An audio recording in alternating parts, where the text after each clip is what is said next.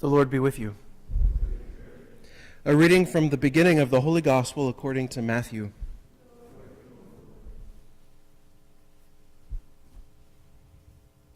The book of the genealogy of Jesus Christ, the son of David, the son of Abraham. Abraham became the father of Isaac, Isaac the father of Jacob, Jacob the father of Judah and his brothers. Judah became the father of Perez and Zerah, whose mother was Tamar. Perez became the father of Hezron, Hezron the father of Ram, Ram the father of Amminadab. Amminadab became the father of Nahshon, Nahshon the father of Salmon, Salmon the father of Boaz, whose mother was Rahab. Boaz became the father of Obed, whose mother was Ruth. Obed became the father of Jesse, Jesse the father of David, the king. David became the father of Solomon, whose mother had been the wife of Uriah. Solomon became the father of Rehoboam, Rehoboam the father of Abijah, Abijah the father of Asaph.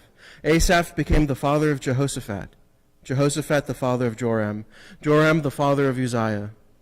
Uzziah became the father of Jotham, Jotham the father of Ahaz, Ahaz the father of Hezekiah. Hezekiah became the father of Manasseh, Manasseh the father of Amos, Amos the father of Josiah. Josiah became the father of Jeconiah and his brothers at the time of the Babylonian exile. After the Babylonian exile, Jeconiah became the father of Shealtiel. Shealtiel became the father of Zerubbabel, Zerubbabel the father of Abiud. Abiud became the father of Eliakim, Eliakim the father of Azor, Azor the father of Zadok.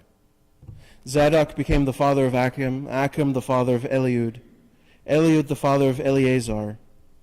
Eleazar became the father of Mathan, Mathan the father of Jacob, Jacob the father of Joseph, the husband of Mary.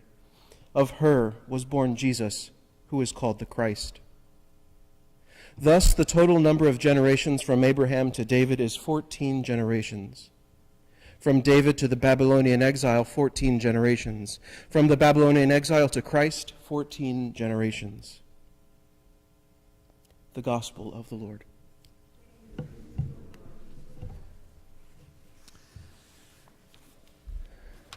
So as I mentioned at the beginning, we're in this very special time of the Advent season, where we've got December 17th to December 24th, which are kind of set apart.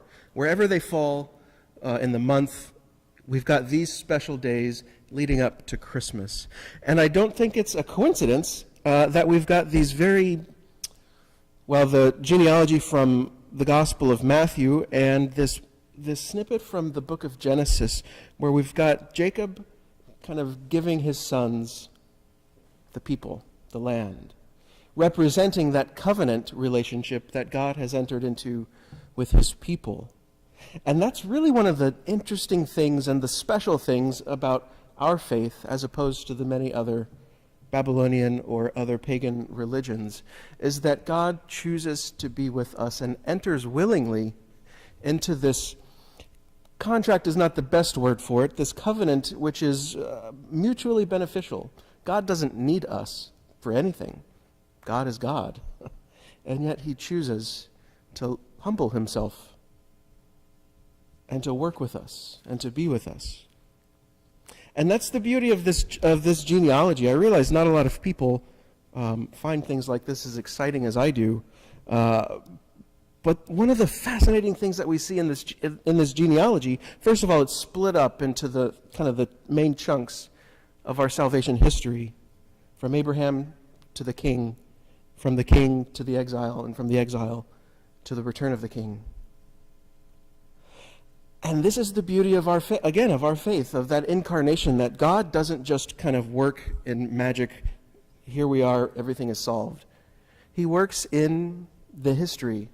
He works in the ways in which we work. He places Jesus not just dropping him out of a bucket, but places him within that line that he has already established, that it goes back all the way to the beginning of that history with Abraham and that promise that he gave to Abraham. And so in a sense, more than just a sense, this is the fulfillment of that covenant of all of those covenants that we have received throughout the ages. And so I think as we continue along these few days leading up to the Nativity, we can really, I hope, bring that to our prayer, that God is not just kind of this